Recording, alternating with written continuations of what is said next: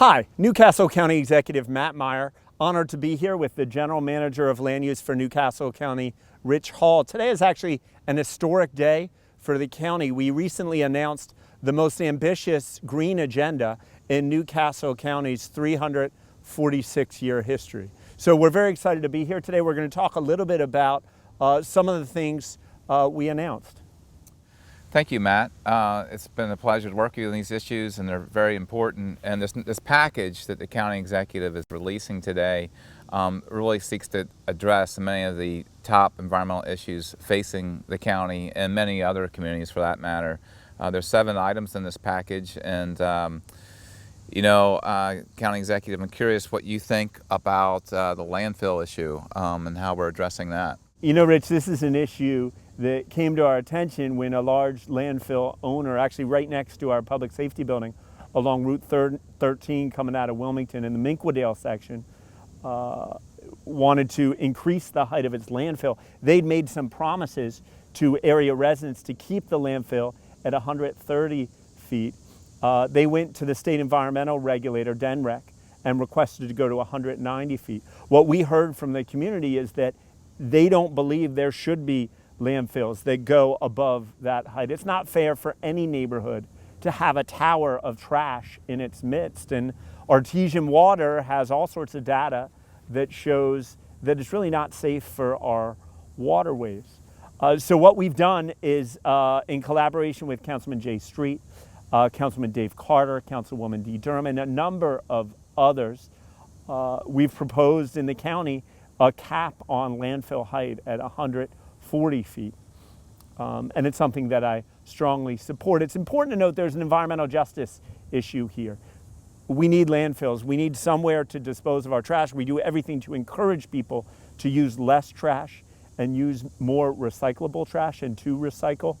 But if we're going to dispose of our trash here, it needs to be spread equally among neighborhoods. It's not fair for a single neighborhood like Minquadale to bear that burden. This particular landfill, the majority of the trash is construction waste coming from out of state, which really isn't fair. Pennsylvania, New Jersey, we like working with you, we like doing business with you, but we really don't want your trash. Right, so. Right. That's important. And what's the next step with this draft ordinance? Well, there's going to be a county council vote coming up on Tuesday, August 27th. We're expecting it to go well, and then I will sign it into law. Great, great. One of the other items in the package deals going from trash and landfills to renewable energy, and there's one that is incentives for commercial properties. Can you tell us a little about that? You know, our climate is changing. It's changing pretty dramatic ways. If you follow the writings of any leading scientists on this issue, there is all sorts of information showing that humans are causing this change to our climate. I believe that regardless of what our federal officials are doing or not doing, we on the local level need to be taking action. And this CPACE legislation is one way that we're taking action. We are going to be the first county in the state and one of the only jurisdictions across the country to have something like PACE. What PACE does is it gives commercial landowners incentives to finance solar, wind, geothermal, alternative energy sources, non-fossil fuel originating energy sources to power their properties. So this is, again, a resolution that's going to come before County Council shortly. It's something we are very supportive of, and it will enable many commercial landowners across our county to invest in alternative forms of energy for their buildings. Very important. And when will that go to council? It's going again next Tuesday, within a week now, on August 27th. Okay, so Tuesday is going to be a busy day and evening before county council, it sounds like. Tuesday will be a big day. Yeah, yeah. And then we've got a couple other parts of the yeah, package as well, so there are right? other things that, when I came into office, something I really wouldn't have expected in just the first 2 years, we had nearly 1,000 plans come into your department to build on septic. Now, from what I understand of septic, it's really bad for water quality. It's also really bad for county finances. In numerous instances in the county's history, our sewer department has had to go in, spend, in some cases, millions of dollars taking over, cleaning up septic systems to make sure water's clean. Can you tell a little bit about what we're going to do about this? Sure.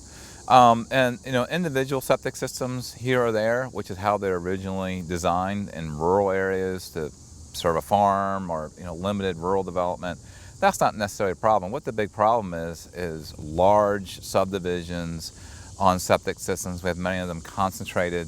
They're in the ground, they're on private property, they're out of sight, out of mind. They fail. Many times you don't even know if they fail. So they tend to be a liability, future liability you're putting into the ground, and they don't perform as well from a pollution perspective as the county's well-operating wastewater treatment plants. There's also a land use part of the question. It's not only water quality, but directing growth, targeted areas, plan for growth with infrastructure, which includes central sewer. So what we want to do, we have a moratorium currently in place that expires in February of next year. We have a draft ordinance that'll be introduced that starts the formal process. That's also going to be Tuesday, and that's only going to be introduced. It won't be up for discussion because then it'll start the formal process where it goes through planning board and county council. That'll be months down the road, that process. So what it does is it limits major subdivisions to only be on central sewer, and for subdivisions, residential subdivisions, they're going to be septic systems. They have to be a minor subdivision. So it really, again, allows development for sure, but curtails those large subdivisions on septic systems. So how will this change things if I'm way out in Townsend, or if I'm way out in Pike Creek, Hocassin, and I have some farmland and I'm putting a house up and I want to put it on septic? It wouldn't affect you at all. It only affects property owners that want to build more than 5 houses. Okay, so even 2 houses, I'm okay. Right. Okay, good. So that's important. That's, again, introduced Tuesday as well to start the formal process. Thanks. Rich, one thing I love about Newcastle County, having grown up here, are the beautiful views. I mean, sometimes I'm riding my bike or I'm driving, and these hillsides, they're really at times breathtaking. It's a concern that as the county gets built out, a lot of that open space and the views, the beautiful scenic views will go away. Can you explain a little bit? I know one of our 7 items today is doing something about that. Can you explain a little bit about what we're doing and where we're doing it? Sure, glad to. There are 4, maybe 5 scenic byways designated in the county. Some share a corridor. The 2 main ones we're focused on initially are Brandywine Valley and Red Clay Creek. The Brandywine Valley is probably the best known. That gets national attention. That has a national designation. Oftentimes you see travel brochures or other discussions about this region, not even Newcastle County, but looking at the Delaware area or even the broader Mid-Atlantic region. The Brandywine Valley is often brought up for its beauty, its history, and environment as well. So what we're looking to do is we have a rough draft ordinance. That's not going to be formally introduced yet, but part of this package is including things that are being formally introduced next week or voted on, as well as things we're working on that we want to get out to the public to comment on. So we have a rough draft ordinance that has been worked on by a work group for quite some time that comes up with standards to address view sheds, what you see when you're going down Kennett Pike, for example, and to protect that view shed, the view out of your car, off the sidewalk, wherever you're walking, and protect that through some standards, some design guidelines, and a process to implement that in a way that protects property owners and their ability to still do some development, but also in a way that's sensitive to maintaining that great view. So what's an example of something we can do through a scenic byway to protect the view? Some of the kind of standards, guidelines in this rough draft is how far set back you are, so not building right up to the road. Other things have to do with how the building is sited on the property, whether it's landscaping, what's in front of it. So you're sort of making a link to what folks see from the actual byway itself, and how what's being proposed to be built would impact that view. That view shed is the term that's used. And so it's a delicate balance, trying to do that in a way that is respectful of the property owners, but also meets the goal of the actual effort itself, which is to protect that view shed. So it creates a technical committee that helps look at the issue, what's being proposed, what are some of the mitigation measures, some of the design guidelines, and how that comes together. Who's creating all these design? Are you just doing it on your own? Who's creating the guidelines? Many of them have evolved, emerged from best practices from research to working with this work group that's been meeting for at least a year. What working group is that? It's a work group that has picked up from the plans and studies that have been done on the scenic byways, and you have a number of partners involved in this. Some of them have been involved in this for a very long time, like Delaware Greenways, for example, Brandywine Conservancy, many residents of the area. So it's been a big group, and so these design guidelines have evolved. They've been kicked around for a while. What we're trying to do is take guidelines and put them into a regulatory framework, but one we think is flexible.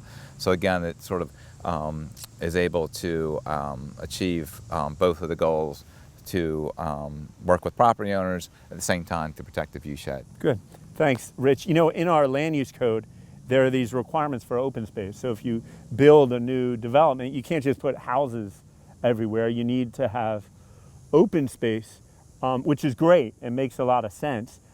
A problem with that I see, and I know you see it as well, is open space takes money and time to make sure the grass is cut, make sure it's maintained. How do we make sure and do that well? I know there's been an issue with developers who own the open space, build the houses, turning it over to communities. It's from almost every community that's been built, there's some issue on the turnover. Can you talk a little bit about that and what we're trying to do there? Right. I guess I'll start off saying we want to turn what should be a nice amenity, a nice benefit from living in these communities, make sure it is a benefit and not a liability.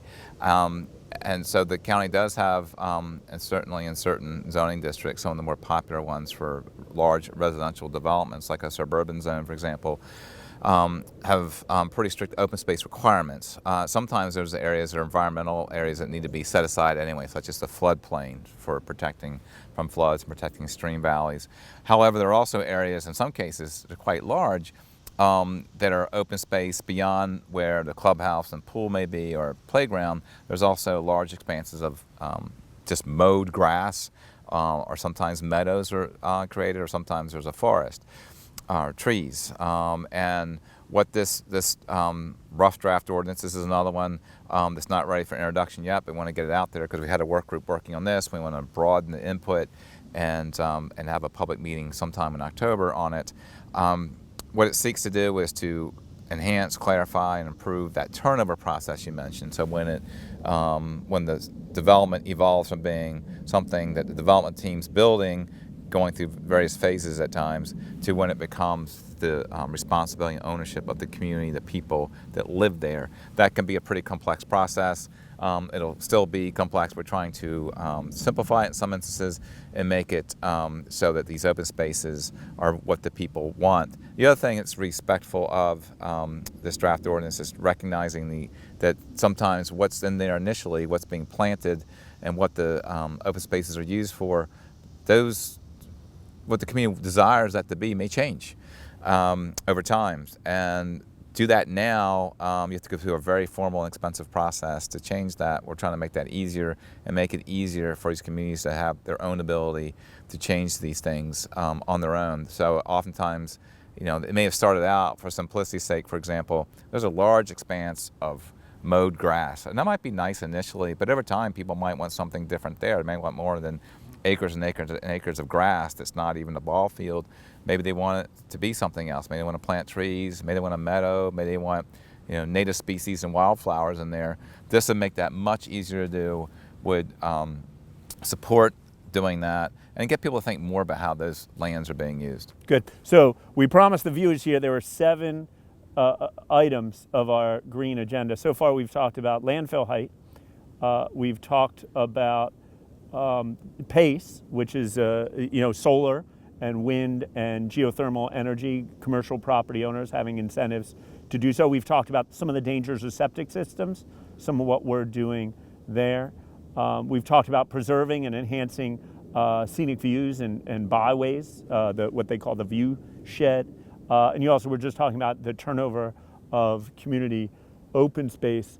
That still leaves some stuff with deforestation as a major issue in climate change and natural habitats, a fear that because of the changing climate, certain animals, plants that could exist in the prior climate no longer can exist. Can you talk a little bit about some of what we're trying to do with regard to forest and habitat? Sure, glad to. The Unified Development Code, or UDC, is the county's zoning ordinance, and as well as other parts of the county law that regulates development. And it was passed in 1997.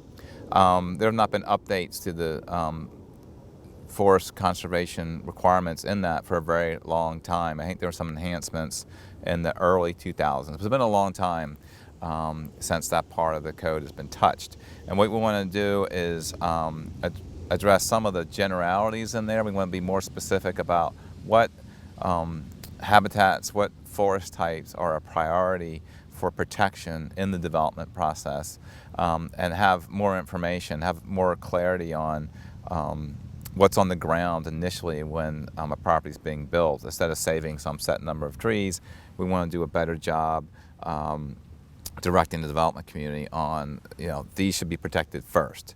If you're along a stream, for example, that's going to be the higher water quality and habitat and forest benefit. There may be other things, other habitat or forest-related characteristics that we want to target for protection, and we have a better inventory when we start, again, so we know what we're dealing with. The other provision in this rough draft ordinance, this is another one that really won't be hitting the streets anytime real soon in a formal way. This tracks with some of the other ones we were talking about earlier. We want to have the community to look these over, and so we're looking at a public meeting sometime in October on this. All these things are on our website in a current rough draft form that people can look at our Green NCC website.